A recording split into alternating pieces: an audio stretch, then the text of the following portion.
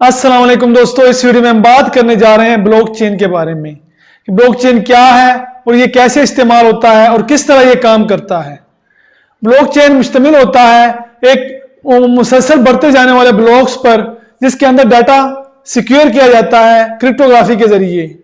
मतलब मुख्तलिफ ब्लॉक्स होते हैं हमारे पास जो कि एक लिस्ट की शक्ल में होते हैं या एक चेन की शक्ल में होते हैं, और हर ब्लॉक के अंदर डाटा होता है और उस डाटा को क्रिप्टोग्राफी के जरिए सिक्योर किया गया होता है। मतलब मुख्तलिफ ब्लॉक्स होते हैं और एक ब्लॉक की चेन बनी हुई होती है, मुख्तलिफ ब्लॉक्स आपस में मिलते हैं। हर ब्लॉक के अंदर डाटा होता है एक मखसूस, उस डाटा का हैश होता है, एंड देन उस डाटा के अंदर जो हैश होता है और डाटा होता है उसको महफूज किया गया होता है क्रिप्टोग्राफी के जरिए। ब्लॉकचेन टेक्नोलॉजी को इंट्रोड्यूस करवाया गया था 1991 में, जब दो रिसर्चर ने इस पर काम किया था, लेकिन लोगों ने इसमें इंटरेस्ट नहीं लिया था क्योंकि एक नई टेक्नोलॉजी थी और इस तरफ लोगों का रुझान नहीं था, तो फिर उनको यह काम रोकना पड़ गया था। 2008 में सतोशी नाकामोटो ने दोबारा इस पर काम किया और जब उसने बिटकॉइन इंट्रोड्यूस करवाया 2009 में, तो बिटकॉइन के ट्रांजैक्शन के साथ उसने ब्लॉकचेन का जो सिस्टम था वो रखा था। अब ब्लॉकचेन एक ब्लॉक बनता कैसे है, इसके लिए हमें बिटकॉइन के ट्रांजैक्शन को समझना पड़ेगा। तो बिटकॉइन के ट्रांजैक्शन में सबसे पहले एक बंदा होता है, वो ट्रांजैक्शन रिक्वेस्ट करता है। अब वो पेयर टू पेयर नेटवर्क में ब्रॉडकास्ट होती है, जो भी हमारी ट्रांजैक्शन होती है, मुख्तलिफ कंप्यूटर्स का एक नेटवर्क होता है जिसके ऊपर ये ट्रांजैक्शन होती है ब्रॉडकास्ट। अब इस ट्रांजैक्शन की वैलिडेशन होती है, जो माइनर है वो बैठे होते हैं, वैलिडेट कर रहे होते हैं कि आया कि जो ये ट्रांजैक्शन किसी ने रिक्वेस्ट की है ये ठीक है, ये वैलिड है। इसको वैलिड करने के बाद इसको वेरीफाई किया जाता है, और जब ये वेरीफाई होती है तो फिर ट्रांजैक्शन हमारी एक ट्रांजैक्शन का एक नया ब्लॉक बन जाता है। उस ब्लॉक में क्या होता है, ये जो हमारी ट्रांजैक्शन हो रही होती है इसकी सारी डिटेल्स दी हुई होती है।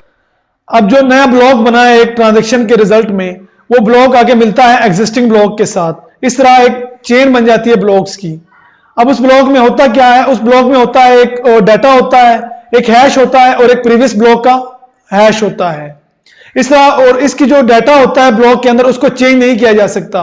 इसलिए हम कह सकते हैं कि ये बहुत ही सिक्योर वे है ट्रांजैक्शन का, जिसमें आप पेयर टू पेयर ट्रांजैक्शन कर रहे होते हैं और उसमें थर्ड पार्टी बिल्कुल इन्वॉल्व नहीं हो रही होती।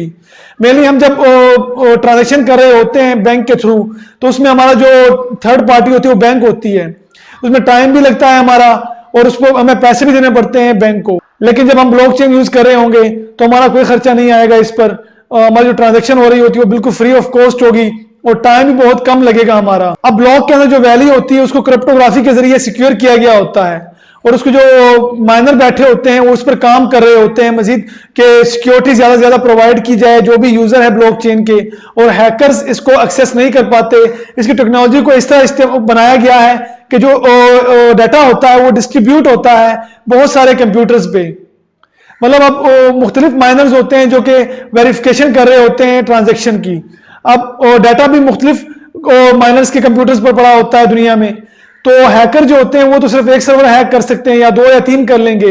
अब लेकिन यहाँ पर डाटा लाखों सर्वर्स पर पड़ा होता है, तो इसको हैक करना मुश्किल होता है, और अगर कोई जो कंप्यूटर्स हैं वो खराब हो जाते हैं कुछ, तो ट्रांजैक्शन चलती रहती है। इस तरह हम कह सकते हैं कि ब्लॉकचेन टेक्नोलॉजी को इस्तेमाल करते हुए हम बगैर अपनी जो इजाफी चार्जेस के पैसे को एक जगह दूसरी जगह ट्रांसफर कर सकते हैं और जो हमने टाइम की बचत कर सकते हैं। और बहुत सारे बैंक्स हैं जो दुनिया में जो मशहूर बैंक्स हैं वो अब ब्लॉकचेन टेक्नोलॉजी को अपना रहे हैं और इस पर रिसर्च कर रहे हैं कि इस टेक्नोलॉजी को अपने यूजर्स के लिए इंट्रोड्यूस करवाया जाए। इसके अलावा और कुछ बैंक ऐसे भी हैं जो नहीं चाहते कि इस तरह की टेक्नोलॉजी आए, क्योंकि इस तरह की टेक्नोलॉजी के आने से जो बैंकों को कटौती करते हैं, बैंक जो पैसा बचा रहे होते हैं वो नहीं बचा पाएंगे, और जो क्योंकि ये बिल्कुल फ्री ऑफ कॉस्ट होती है ट्रांजैक्शन जो ब्लॉकचेन के थ्रू होती है। ऑनलाइन ट्रांजैक्शन और पेमेंट्स के अलावा ब्लॉकचेन टेक्नोलॉजी को कहीं पे भी इस्तेमाल किया जा सकता है। जैसे कि पहले ही हम जान चुके हैं इसके बारे में कि जो ब्लॉकचेन टेक्नोलॉजी है उसमें के नतीजे में जो हमारे पास डाटा आता है वो सिक्योर होता है और उसको चेंज नहीं किया जा सकता। इस तरह जालसाजी को रोका जा सकता है, जैसे कि फेक डिग्रीज बनती है उनको रोका जा सकता है बनने से, कि एक बार डाटा बन गया है यूजर का तो उसको चेंज ना किया जा सके। हमारे अक्सर यहाँ पर जाली डिग्री बनवा लेते हैं लोग एंड देन डाटा को चेंज करवा के। इसके अलावा जाली पासपोर्ट बनते हैं। अगर ब्लॉकचेन टेक्नोलॉजी को इस्तेमाल किया जाए तो इस तरह जाली पासपोर्ट्स और जो जाली बाकी होती है चीजें वो नहीं बनाई जा सकेगी। मेडिकल की फील्ड में इसके इस्तेमाल के बारे में एक सर्वे हुआ था जिसमें 90% लोगों ने एग्री किया था कि ब्लॉकचेन टेक्नोलॉजी को मेडिकल की फील्ड में इस्तेमाल किया जाना चाहिए। इसको रिकॉर्ड कीपिंग के लिए और पेशेंट की प्राइवेसी के लिए इस्तेमाल किया जा सकता है मेडिकल की फील्ड में भी।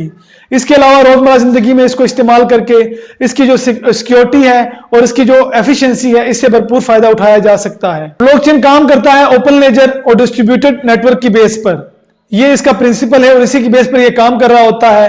अब हम बात करें डिस्ट्रीब्यूटेड नेटवर्क की, तो पहले ही हम कह चुके हैं कि मुख्तलिफ कंप्यूटर्स के ऊपर इसका डाटा शेयर किया होता है। इस तरह हैकर उसको एक्सेस नहीं कर पाते और ये एक सिक्योर वे है कम्युनिकेशन का, ट्रांजैक्शन का और डाटा सिक्योर करने का। आज की वीडियो में हमने जाना ब्लॉकचेन के बारे में। वीडियो अच्छी लगी तो इसको लाइक कीजिएगा। मजीद वीडियोस के लिए चैनल सब्सक्राइब कीजिए। अगली वीडियो तक के लिए अल्लाह हाफिज।